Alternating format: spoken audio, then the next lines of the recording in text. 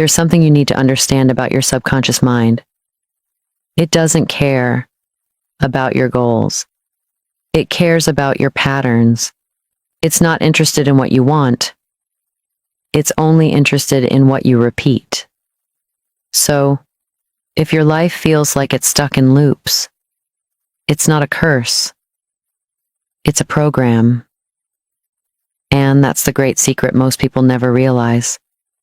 They think they're failing because they lack motivation or discipline. But the real reason is that their subconscious mind is loyal to a story that no longer serves them. Florence Scovel Shinn said, "Man must prepare for the thing he has asked for when there isn't the slightest sign of it in sight." That means the transformation begins before your reality changes. It begins in your beliefs. But here's the problem. Your subconscious mind doesn't respond to logic. You can say affirmations all day long. You can write goals in your journal. But if your nervous system is programmed to stay small, to stay safe, you'll sabotage every chance of expansion. And not because you're weak, because your body has memorized fear as familiar, and your subconscious equates familiarity with safety. This is why you may notice that every time you get close to progress, you pull back. You delay. You find a reason to wait. You doubt yourself, not because you truly believe you're incapable, but because your inner script has told that story for so long, it's hard to imagine a different ending. Your subconscious doesn't need more information. It needs new experiences. It needs repetition, emotion, and presence, not perfection. So the first step is awareness. Noticing the patterns that keep you stuck without judging them, because judgment strengthens the pattern. But observation, quiet and honest, starts to dissolve it. That voice inside you that says, "You can't," it's not your voice. It's the echo of someone else's fear, absorbed so early that you mistook it for truth. And here's where it shifts. When you recognize that thought and choose not to obey it, even just once, you begin to rewire the pattern. That's the power Florence was pointing to. Not magic, not wishful thinking, but subconscious obedience to belief, and your ability to rewrite that belief from the inside out. You don't sabotage yourself because you're lazy. You sabotage yourself because, at some point in your life, you learned that change was dangerous. Procrastination, fear of starting, sudden waves of doubt. They seem like weakness, but they're actually protection. Your subconscious is trying to keep you inside what's familiar, because that's where it believes you're safe. Florence Scovel Shinn once said, "The subconscious mind has no sense of humor and takes every word literally." So when you constantly say things like, "It's too hard," "I'll never figure it out," or "I'm not ready," your subconscious doesn't question it. It obeys. It begins to shape your entire reality around that message. You'll start attracting experiences that confirm the struggle. You'll hesitate when opportunity shows up. You'll shrink when expansion is right in front of you. Not because you're incapable, but because your internal system is designed to keep the story consistent.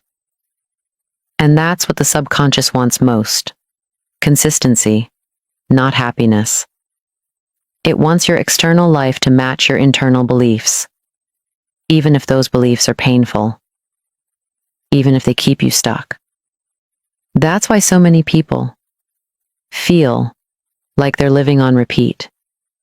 Same financial struggles, same kind of relationship, same pattern of starting and quitting. Not because they lack desire, but because they're trapped inside a narrative they didn't consciously write. And here's the truth. What keeps you stuck isn't lack of motivation, it's overcommitment to an outdated pattern. But the good news? Patterns can be rewritten, not through force, but through small, repeated choices, through silence, through awareness. Real change begins when you stop believing every thought you think, when you stop assuming your mind is speaking the truth, and start recognizing that it's echoing the past. That's the beginning of rewiring. That's where the saboteur starts to lose power. And that's exactly what Florence was pointing to. A deep, invisible shift that starts within. Your subconscious doesn't argue. It doesn't weigh pros and cons. It simply repeats what it knows. It's not a decision maker. It's a pattern keeper. Florence Scovel Shinn taught that whatever is impressed on the subconscious will be expressed in the external world. And most of what's been impressed wasn't chosen by you. It came from childhood, from trauma, from a parent's fears, a teacher's sarcasm, a moment you didn't even think mattered. But your nervous system remembered, and your subconscious stored it as fact. So now, when you try to step into something new, that old memory activates. A familiar discomfort, a resistance that feels logical, but is actually emotional. That's why you delay your dreams. Why you talk yourself out of opportunities. Why you say next time again and again. Because deep down, the subconscious believes it's not safe to expand. And until you change that belief, you'll keep living in a reality that mirrors your past, not your potential. The problem is, most people try to fix their life from the surface. They read more, they hustle harder, they try to stay positive. But the subconscious doesn't respond to pressure. It responds to presence, to stillness, to repetition with emotion. And that's where true rewiring begins. Not by forcing your way out of sabotage, but by learning to notice when it's happening and choosing differently in the smallest of ways. You don't need to become someone else. You don't need to change your whole personality. You only need to begin disrupting the old code, the internal script that's been running in the background for years.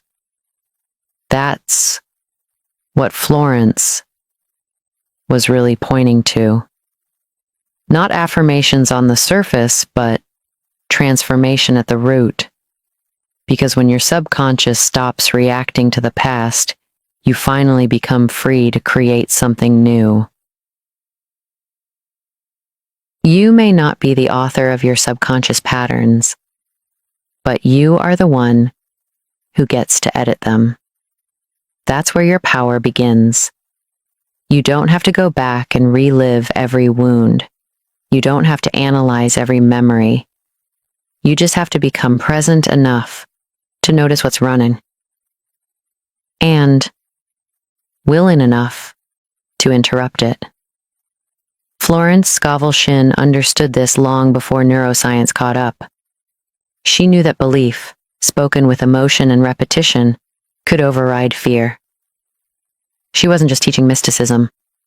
She was teaching reprogramming. And today, we have the tools to go even deeper. You can choose silence over reaction. You can choose stillness over urgency. You can choose one new thought, even if it feels small. And that alone begins to change the path your mind walks. Rewiring the subconscious is not about doing more. It's about doing differently.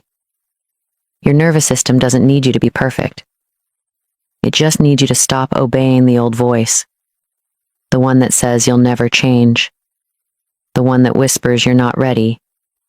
That voice isn't the truth. It's just repetition.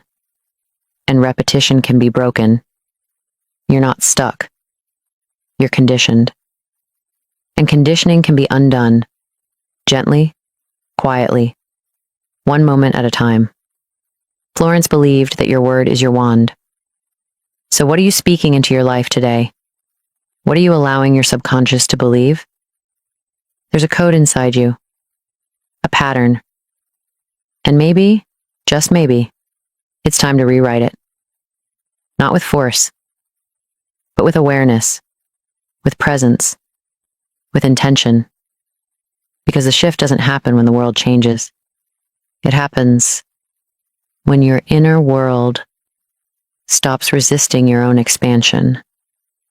That's the moment you stop reliving the past and start building the future from the inside out.